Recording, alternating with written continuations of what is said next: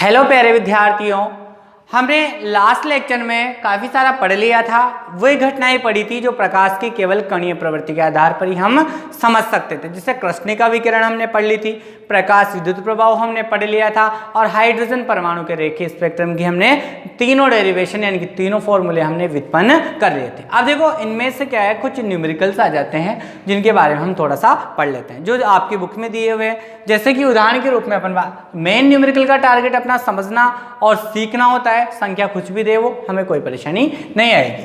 तो देखो क्वेश्चन है, सीजियम के एक स्पेक्ट्रा की तरंगदैर्घ्य, स्पेक्ट्रा स्पेक्ट्रमी है तो सीजियम परमाणु है। सीजियम परमाणु को एक स्पेक्ट्रम है, सीजियम परमाणु जानते हो CS प्रतीक होता है। सीजियम परमाणु के एक स्पेक्ट्रम की तरंगदैर्घ्य क्या है, उसने 456 नैनोमीटर दी है। तो देखो यहाँ पर आंसर पहला पढ़ रहे हैं अपन। आंसर पहले में सबसे पहले देखो उसने दिया हुआ क्या है, अपन को ये पता होना चाहिए। गिवन तरंगदैर्घ्य दी हुई लैम्डा कितनी दी हुई है, 456 नैनोमीटर है। परंतु आपको पता है तरंगदैर्घ्य का मात्रक क्या था, मीटर, मीटर में बदलना पड़ेगा। और मैंने आपको बताया था कि 1 नैनोमीटर बराबर होता है 10⁻⁹ मीटर, ये होता है। तो मान रख देंगे, तो ये कितना है 456 नैनोमीटर। 456 नैनोमीटर को मैं क्या कर दूं, 10⁻⁹ से मल्टीप्लाई कर दूं, तो किस में बदल जाएगा, ये मीटर में बदल जाएगा। हो गया मीटर में। आप देखो क्या कह रहा है वो, इस स्पेक्ट्रा की आवर्ती, एक तो निकालनी है आवर्ती न्यू, और क्या पूछ रहा है तरंग संख्या न्यू बार, दोनों की आपको गणना करनी है। तो दोनों की गणना करनी है तो देखो कोई परेशानी नहीं आएगी। मैं आवर्ती निकाल लो सबसे पहले, आवर्ती न्यू ये निकालनी है। तो देखो सूत्र क्या है आपके पास, सूत्र है हमारे पास C बराबर क्या था, न्यू लैम्डा, प्रकाश का वेग आवर्ती तरंगदैर्घ्य का गुणनफल। निकालना क्या है, न्यू आवर्ती, तो न्यू इज इक्वल टू क्या बचा, C लैम्डा को इधर ले आओ, बराबर के नीचे बटा जाएगा C बटा लैम्डा। ये आपके पास क्या आ गया, आवर्ती का फॉर्मूला आ गया। मान रखेंगे, सोल्व करेंगे तो nu is equal to C क्या है, प्रकाश का वेग जानते हो 3 × 10⁸ मीटर प्रति सेकंड होता है। मात्रक नहीं लगाओ तब भी कोई परेशानी नहीं है यहाँ पे, क्योंकि अपन सोल्व करें लास्ट में लगा देते हैं। तरंगदैर्घ्य लैम्डा, लैम्डा कितनी है देखो मीटर में लिखेंगे अपन, 456 × 10⁻⁹ मीटर। सोल्व करेंगे, देखो 10⁻⁹ को ऊपर ले जाओ, किस में जाएगी, प्लस में, घात में सोल्व कर लो, 3 × 10⁸ × 10⁻⁹ ऊपर जाते हैं किस में जाएगी, प्लस की 9 में, अपॉन नीचे क्या बचा 456। आगे बढ़ते हैं अपन, 10⁸ और 9 कितनी हो जाएगी टोटल मिला के, तो 3 × 10⁸ और 9 17 हो जाएगी हमारे पास, तो 10⁻17 हमारे पास आ गई। नीचे क्या बचा आपके पास 456 इज इक्वल टू, आगे देखो सोल्व करते हैं अपन। 3 में भाग 456 का नहीं जाता तो यहां से इसको 0 दे दो, एक के पीछे 17 है, 0 है तो इसको दे दो, 1 2 दी, तो अब भी नहीं जा रहा भाग 456 का, आपको पता है, तो एक और दे दो तो 3000 हो जाएंगे। अब जा सकता है ना, तो ठीक है।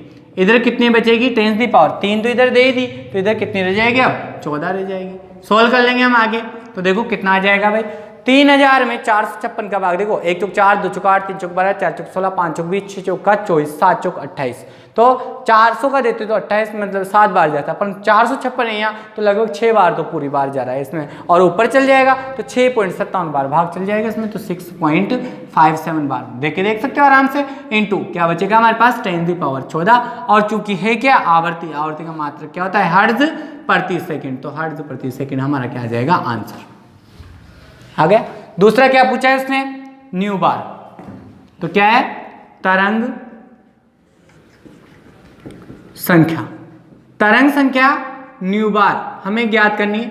आप जानते हो तरंग संख्या न्यू बार सूत्र क्या होता है, न्यू बार 1/λ, यही होता है फॉर्मूला, यानी कि एकांक क्षेत्रफल में उपस्थित तरंगदैर्घ्य की संख्या के गलत इसकी तरंग संख्या, तो nu bar is equal to 1/λ। Lambda कितना है आपके पास, देखो तरंगदैर्घ्य मीटर में लिखनी है हमेशा, क्योंकि मात्रक मीटर होता है, तो 456 × 10⁻⁹ मीटर। सोल ही तो करना है, कुछ नहीं है, 10⁻⁹ को ऊपर ले जाओ तो क्या हो जाएगा, 1 तो है ही सही, इंटू 10⁻⁻9, नीचे क्या बचा 456, भाग नहीं जाता, आपको पता है भाग नहीं जाता, तो क्या कर सकते हैं अपन, 1 है 456 का भाग नहीं जाता तो 0 देंगे अपन, 1 2 3, देखो इधर 456 अब जा सकता है भाग, तो 3 0 इसको दे दी, 3 दे दी तो इधर कितनी बच जाएगी भाई, 10⁻6 बच जाएगी हमारे पास, बच गई। अब करना क्या है, 1000 में 456 का भाग दे रहे हैं। आप जानते हो लगभग कितनी बार जा रहा है, 2 बार, तो 2 बार तो पूरा जा रहा है, तो पूरा भाग देंगे 2.19 इंटू 10⁻6। क्या है, तरंग संख्या मात्रक क्या हो जाएगा, प्रति मीटर। जानते ना तरंग संख्या का मात्रक 1/λ, लेमडा का मीटर, मीटर ऊपर जाते हैं मीटर इनवर्स हो गया, तो ये मात्रक आ जाएगा हमारे पास। इस प्रकार की क्वेश्चन सॉल्व हो जाता है। दूसरे क्वेश्चन की बात करते हैं अपन।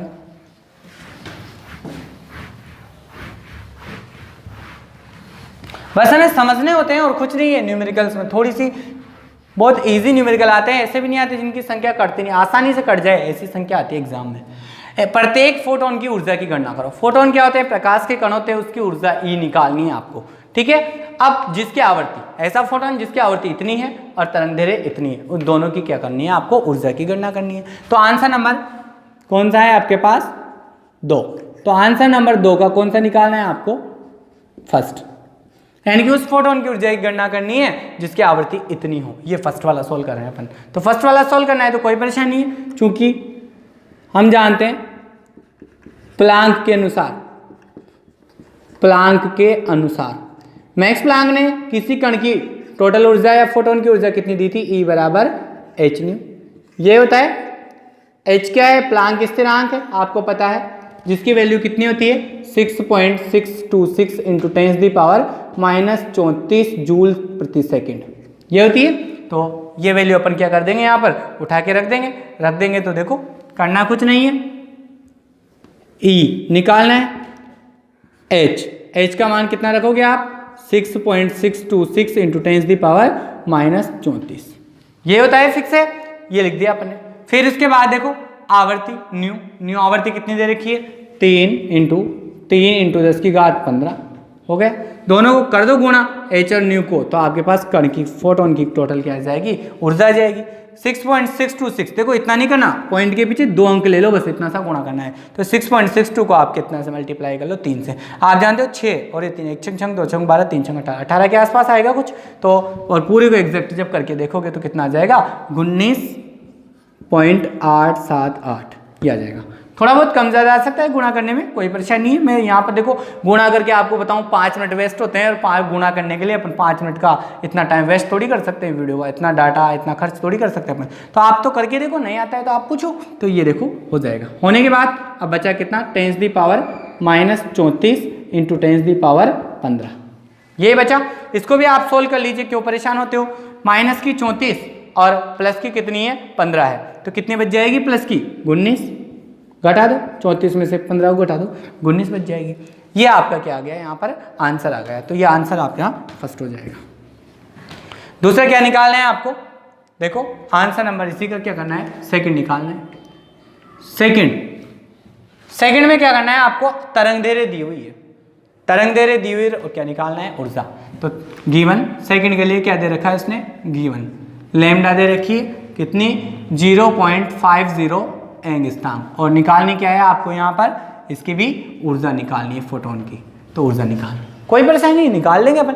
सबसे पहले तो देखो तरंगदैर्घ्य किसमें दी हुई है, एंगस्ट्रॉम में, और आपको निकालनी किसमें, मीटर में होती है। तरंगदैर्घ्य का मात्रक तो मीटर में चेंज करना पड़ेगा, क्योंकि मैंने आपको बता रखा है कि 1 एंगस्ट्रॉम बराबर, आगे भी बताया था 10⁻⁻10 मीटर होते हैं, तो मीटर में कन्वर्ट कर लो सबसे पहले। तो एंगस्ट्रॉम में दे रखा है, मीटर में चेंज करना है, तो क्या हो जाएगा 0.50 इंटू 10⁻⁻10 से मल्टीप्लाई करते हैं, किसमें बदल जाएगा, मीटर में। आ गई तरंगदैर्घ्य।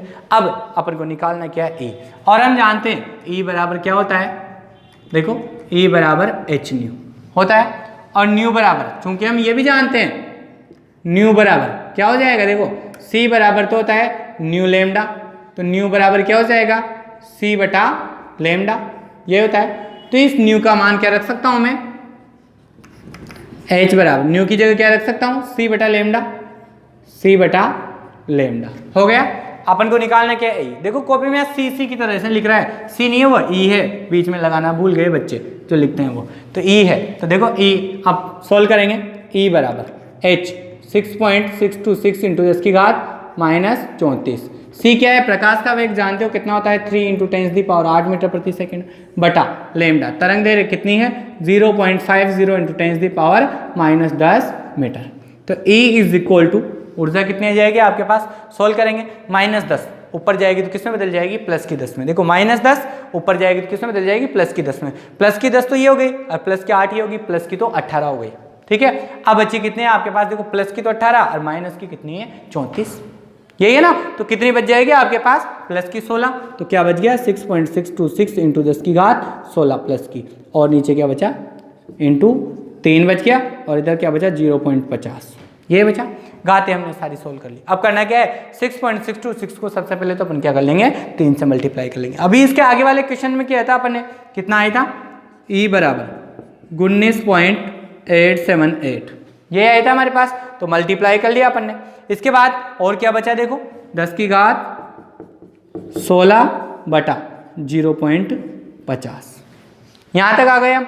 इसके बाद देखो हमें करना क्या है, थोड़ा सा सोल्व करना है। सोल्व क्या करना है, इसमें 2 अंक है, ध्यान दो, तो 2 दशमलव हटाएंगे अपन, तो क्या हो जाएगा, हटा दे 878 इंटू 10 की घात 16 और ये 50, 2 अंक छोड़ के दशमलव लग रहा है, हटाते हैं ऊपर कितना से 100 से, ऊपर 3 अंक छोड़ के लग रहा है तो नीचे 1000 से, हटा दिया दशमलव। आप जानते हो अच्छे से क्या है 1 0, देखो इधर इसको तो रहने दो अभी, 2 0 तो ये रही, तो ये 2 0 कट गई, बच गया ना।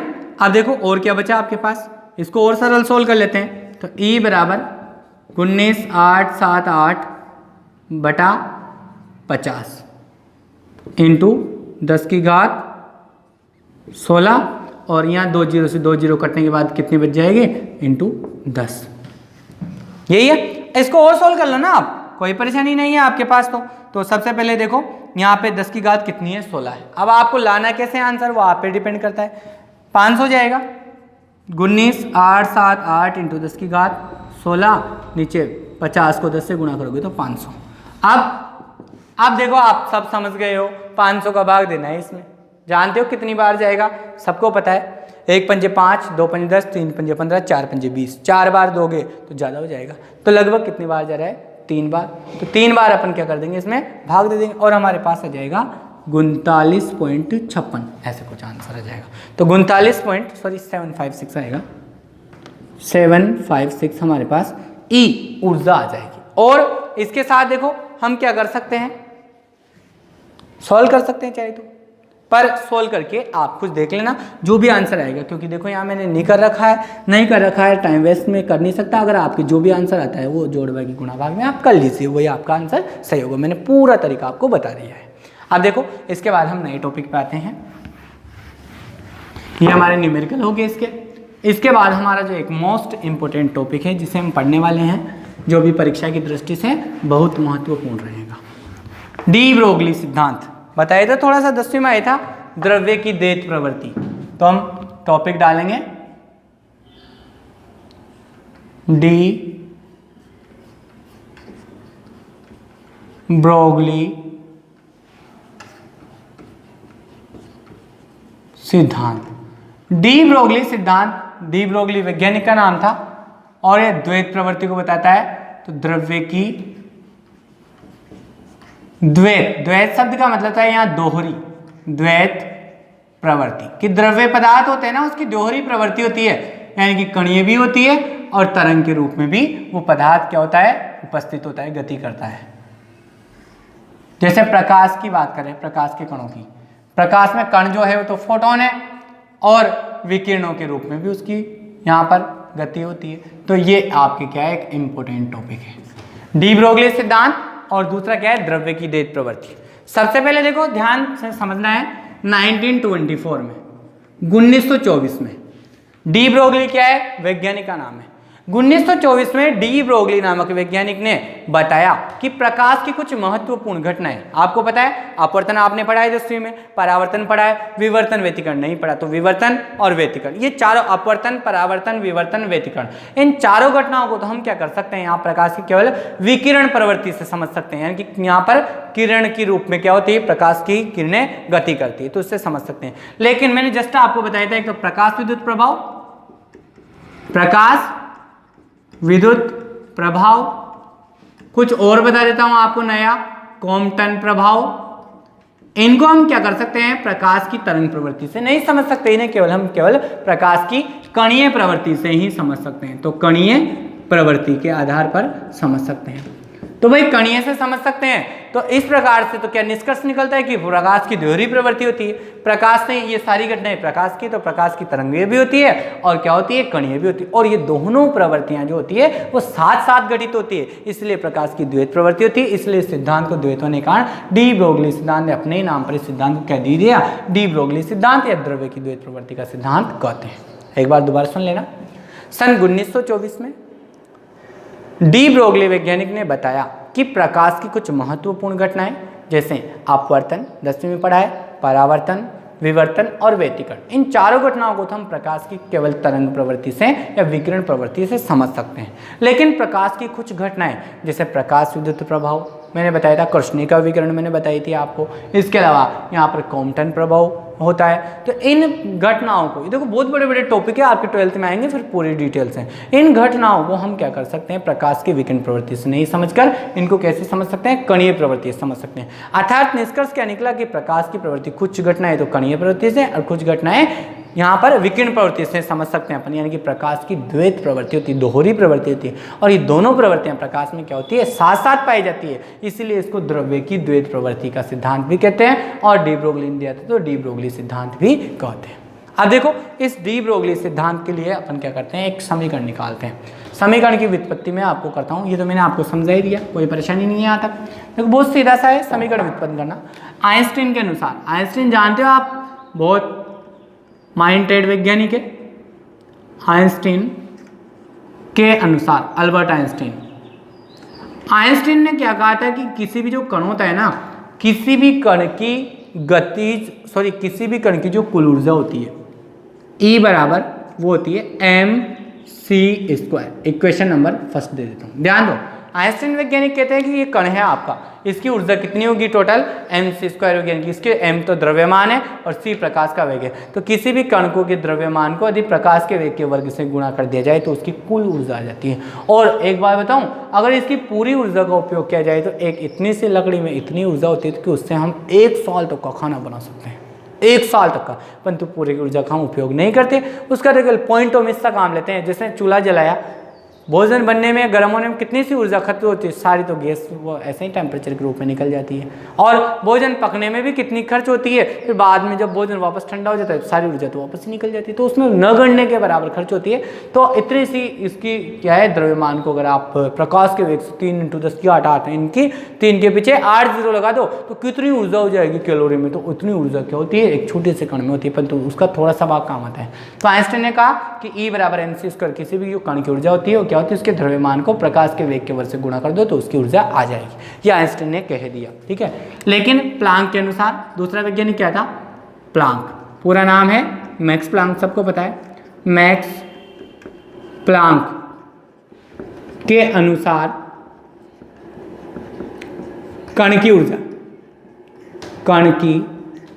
ऊर्जा, मैक्स प्लांक के अनुसार कण की ऊर्जा, प्लांक ने क्या बताया था, E बराबर अभी जस्ट आया है hν होती है। तो समीकरण नंबर 2 दे दो, यानी कि किसी भी कण की आवर्ती को उसके प्लांक स्थिरांक से गुणा कर दो तो उसकी कुल ऊर्जा आ जाएगी। दोनों वैज्ञानिकों ने अपने अपने मत दिए, दोनों ही सही है।